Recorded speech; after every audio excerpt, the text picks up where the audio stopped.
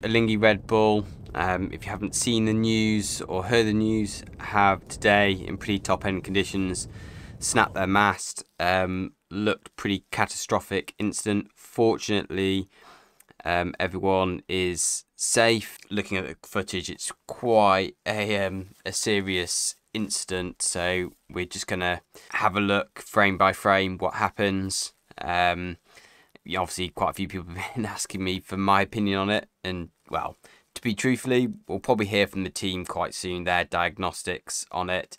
The footage is from pretty far away, but nevertheless, let's take a look and see what we can see. They are going up to a windward mark, which is on your screen, just right there in the middle next to the rib.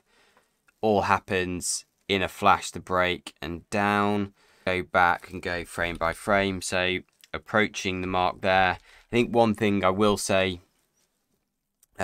straight off the bat is it does look like they've got a pretty huge amount of mass bend there.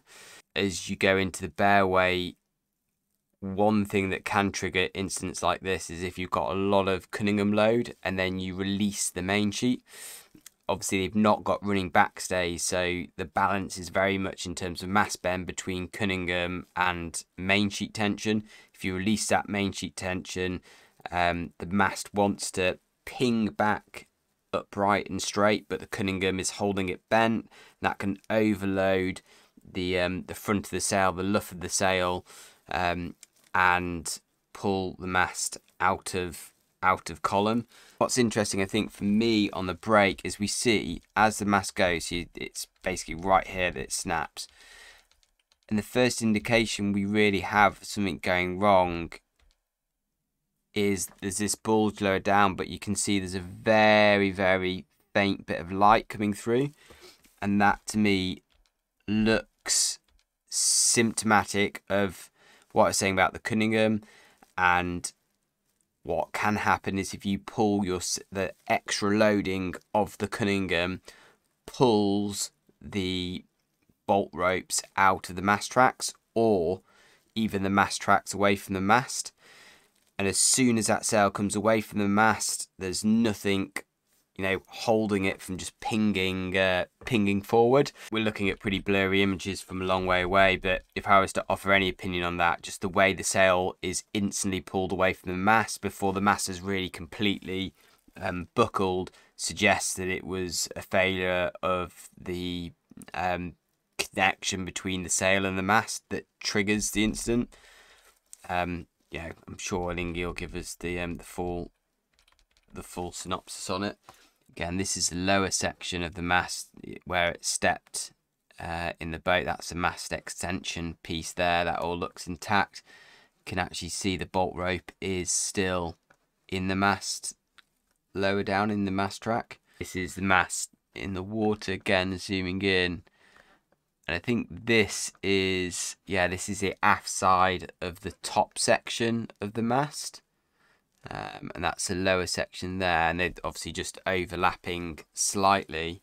But as we look at the back side of this, it does look like there is some damage to the track. You can see all these kind of splinters sticking up.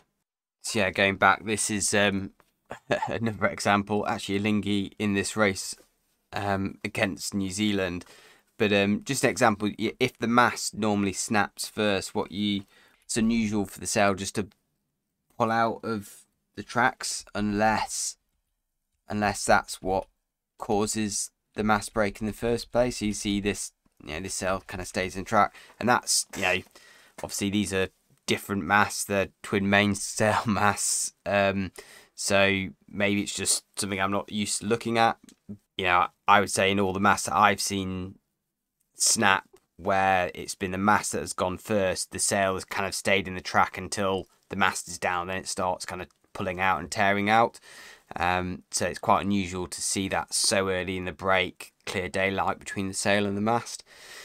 But yeah, good news that no one's hurt. Good news that they have a spare mast as well. They've got their legacy mast, and I think they've got another mast in their allocation, so if they did want to build another mast, not sure what the timescales are on there, but they do have freedom in their quota to do that. But yeah, it'd be interesting to see if that the mast is repairable or not, or that's a write-off. But anyway, wishing all the best to the Alinghi team, and hopefully they can be back out on the water soon. Cheers, take care.